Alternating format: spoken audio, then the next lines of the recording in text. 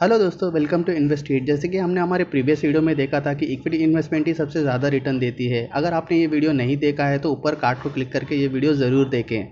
आज हम इस वीडियो में देखेंगे कि किस तरह से हम इक्विटी में इन्वेस्ट कर सकते हैं ताकि लॉन्ग टर्म में हमें कोई भी लॉस ना हो।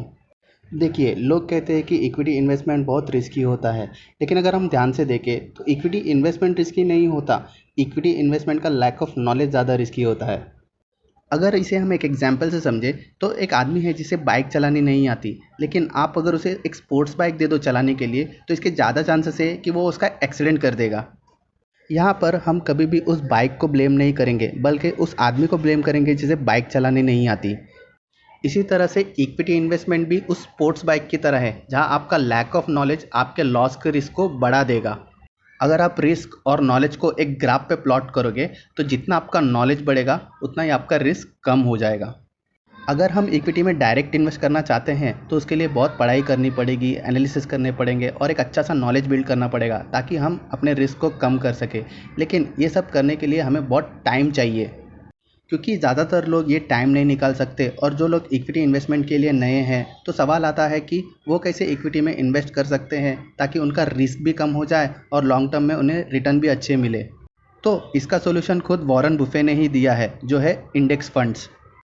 वॉरेन बुफे कहते हैं, by periodically investing in an index fund the know nothing investors can actually outperform most investment professionals.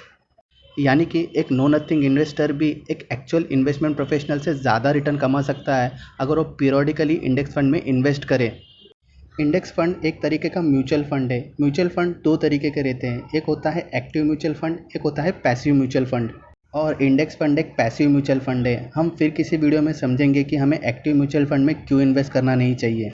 अगर हम इंडेक्स फंड की बात करें तो हम इसे 4 पार्ट में समझेंगे। पहला है इंडेक्स फंड क्या है। इंडेक्स फंड एक ऐसा म्यूचुअल फंड है जहाँ पर हम अपने पैसे को निफ्टी या सेंसेक्स में इन्वेस्ट करते हैं।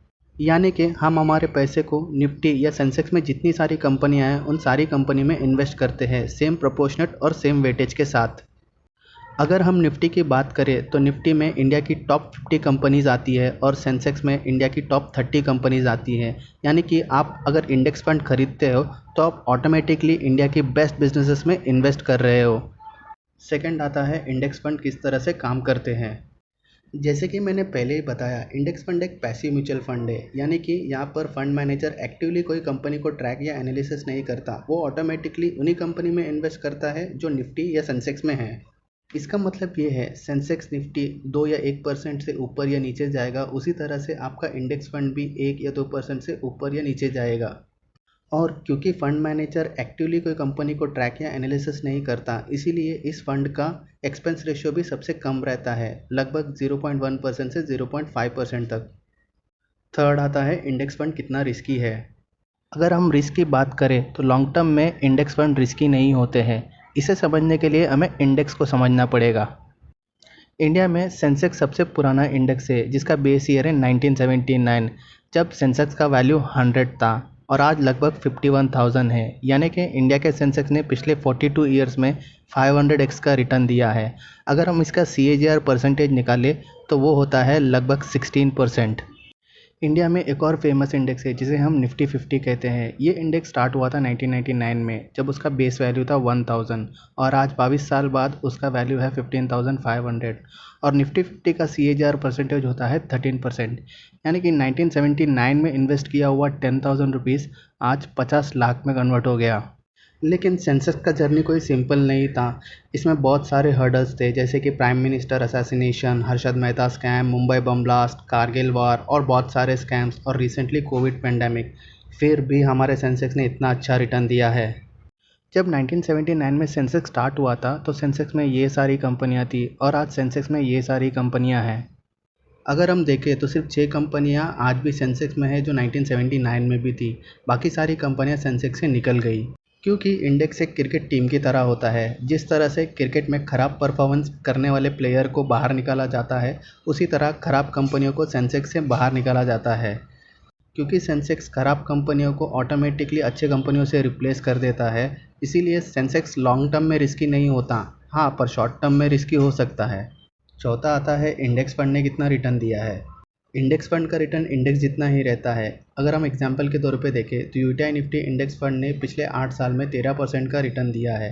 अगर एचडीएफसी इंडेक्स फंड देखें तो उसने भी लगभग 13% का ही रिटर्न दिया है। इकोनॉमिस्ट कहते हैं कि index is the barometer of the economy. Barometer एक तरीके का डिवाइस होता है जिससे हम वेदर को नापते हैं। इसी तरह से हमारी इकोनॉमी किस तरह से ग्रो हो रही है ये इंडेक्स को देखकर पता चलता है। क्योंकि इंडिया एक ग्रोइंग इकोनॉमी है, इसीलिए लॉन्ग टर्म में हमारा इंडेक्स भी ग्रो होगा। और हमारी इकोनॉमी किस तरह से ग्रो होगी, कितने परसेंटेज से ग्रो होगी, हम फिर किसी वीडियो में समझेंगे। अगर हम इक्विटी इन्वेस्टमेंट में नए हैं या इक्विटी एनालिसिस और रिसर्च के लिए हमारे पास ज़्यादा टाइम नहीं है तो इंडेक्स फंड एक बेस्ट ऑप्शन है हमारे लिए। और इंडेक्स फंड में हम एसआईपी के थ्रू इन्वेस्ट करेंगे तो 3 चीज़ें हमारे फेवर में काम करेगी। वो है power of compounding, magic of index fund और डिसिप्लिन ऑफ एसआईपी। ये तीनों चीज़ें हमारे लिए एक मैजिक की तरह काम करेगी हमें फाइनेंशियली फ्री होने में। मेरे फेवरेट इन्वेस्टर मोनिश पोबराय कहते हैं कि इन्वेस्टमेंट ये देखकर कभी नहीं करनी चाहिए कि वो कितना रिटर्न देगा, बल्कि ये देख के करना चाहिए कि वो इन्वेस्टमेंट से कितना लॉस हो सकता है। क्योंकि आप कोई इन्वेस्टमेंट पर लॉस करने से बच जाए ये अच्छी बात होगी, भले फिर उसमें रिटर्न थोड़ा कम मिले। और वॉरेन बुफे भी यही बात बोलते हैं। वो बोलते हैं कि इन्वेस्टिंग के सिर्फ 2 ही रूल है। रूल नंबर 1 है कि हमारे पैसे को हमें कभी खोना नहीं चाहिए, और रूल नंबर 2 है कि रूल नंबर 1 को कभी भूलना नहीं चाहिए। आपको ये वीडियो कैसी लगी आप कमेंट करके ज़रूर बताइए। अगर आपको इस वीडियो से कुछ सीखने मिला है तो इस वीडियो को लाइक करें और शेयर करें, और हमारे चैनल को सब्सक्राइब करें ताकि हम इससे फाइनेंस रिलेटेड वीडियो और भी ला सकें। आपका समय देने के लिए धन्यवाद एंड गुड बाय।